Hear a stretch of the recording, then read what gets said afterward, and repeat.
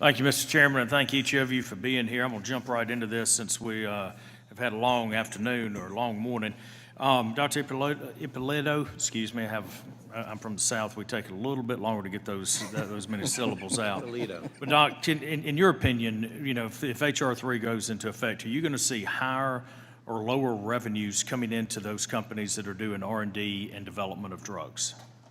Clearly lower. Okay. If you have lower revenues, do you expect there to be fewer people that are hired and working in R&D, manufacturing, and sales?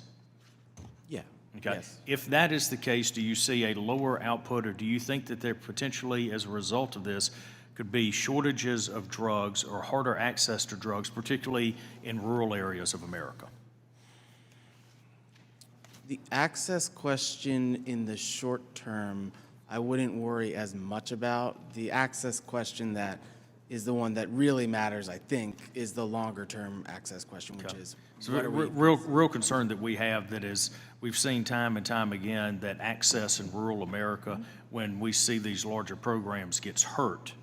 And I'm saying this as a practitioner, it really does. And Dr. Miller, I see you shaking your head, but I'm the one that's been working in the rural areas, and I see how these programs negatively impacted. Now, with that being said, do you think, Doc, that you could get less dollars invested in critical drugs such and cures such as those with Alzheimer's, those patients suffering Alzheimer's?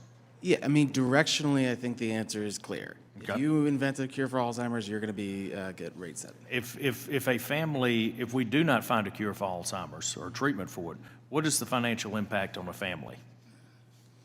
Well, it's quite considerable. I think we've discussed this to some extent in both directions, that there is a substitution or complementarity often between pharmaceuticals and all sorts of other health care that we receive. And sometimes you can really save a lot of money by going the pharmaceutical route, and sometimes it's vice versa. But yeah, absolutely. So one other thing, you know, there's been a lot of discussion here today about having the ability to negotiate drug prices. And I think the distinguished gentleman from California, Mr. Thompson, talked about the VA having negotiating power and having a lower drug cost. Listen, I think we could all say, as long as we're getting into a fair marketplace, we would like to have the federal government or Medicare be able to negotiate drug prices. Okay, I mean I think that's something that's solid. But this HR 3 is not a negotiation. This is a drug fixing bill. It's a price fixing bill. So if you think now, so this is based on the premise that we are going to price our drugs on the drug prices from 6 other foreign countries, okay? Mm-hmm. And those 6 other foreign countries truly are more socialist leaning than we are, correct?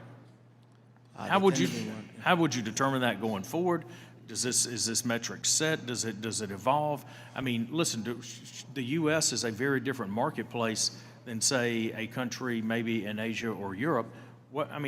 Do you think that pricing it off of 6 other countries that don't have the same advantages or issues that the U.S. does is the right way to get to a drug price? Yeah, so if I'm completely honest, if you were going to do this, if you really wanted to just set the price of a drug, I don't know why you would ask another country to do it. The U.S. should just do it themselves if that's what you want to do. But yeah, I mean, that's the issue is that, look, all these other countries exist in a world where the United States exists. I'm not applauding the fact that we spend so much money on drugs necessarily. We have a huge market, all right? And what that means is we have an outsized influence on the market. So these other countries can basically assume whatever we do, it's okay, the U.S. is going to subsidize the drugs no matter what. We, unfortunately, have a harder challenge to solve here. And so when we make these kind of decisions, I would prefer that we make them a little bit more domestically, but that's just my view. Okay, thank you. Dr. Miller, quick question for you. You mentioned a study that talked about spending more on advertising than R&D. Where did that information come from? I can't remember who did the study. It was published a couple times. A couple of different studies were talked about in Washington Post. Well, since you've brought it up here, can you find that and submit it to the committee for record? Thank you. Absolutely. Thank you for that. I'm pretty sure it's documented. Okay, thank you. I appreciate you submitting that back to us. Yeah. With that, Mr. Chairman, I yield thank the back. gentleman. With that, let me Can I